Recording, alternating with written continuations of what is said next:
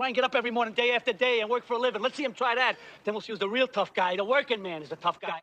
With me, Joe Wilson, a wealth management advisor with a big money management house. Mo money, yo money, Joe money. We're happy to get the kind of money that jingles, but we'd rather get the kind that folds. Not your grandpa's financial show. What's going on, my money mavens and moolah misfits? It's me, your money guy, Joe Wilson of the Joe Knows Money Show, reporting live on Progressive Voices Network, delivering you 4 minutes of money news you can use.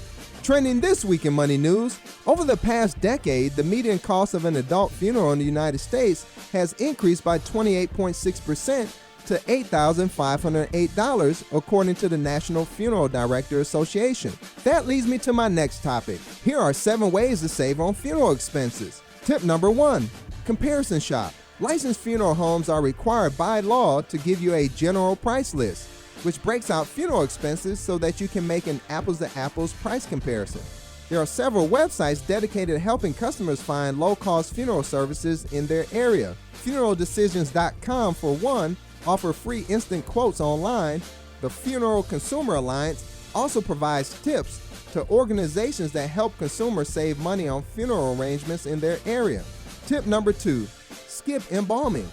The median cost of embalming is $700, but no state law actually requires it for most funerals. So if you're having a one-day funeral, ask the funeral home if refrigeration is an option. Tip number 3, decline a gasketed casket. In their grief, some people are drawn to products based on how comforting they sound. These caskets are equipped with a rubber gasket that's marketed to protect the body from elements once in the ground. While these special gaskets only cost a funeral home $8, it could raise the price of the casket by more than $800. Tip number 4, consider cremation.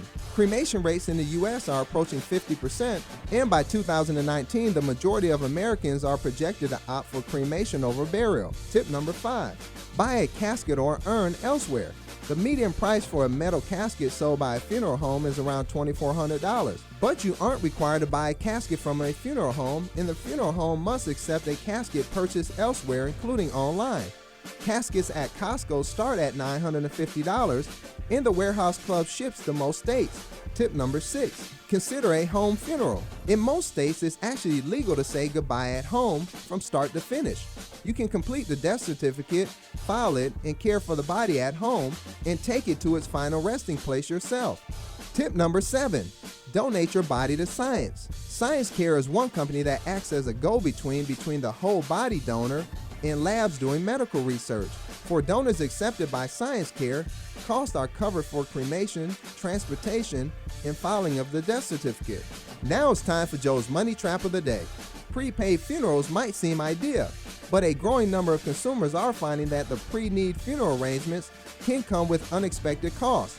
A slew of recent state and federal investigations have uncovered everything from excess fees levied on prepaid funds to misappropriation of money. Here is Joe's Money Grab of the Day. Figure out which funeral services and goods are required and which are optional. The more you buy, the more the funeral director makes. So most funeral homes are not likely to offer you the lower price option or don't point out items that you don't really need. And now it's time for Joe's Quote of the Day. In this world, nothing can be said to be certain except for death and taxes. That is a quote by Benjamin Franklin.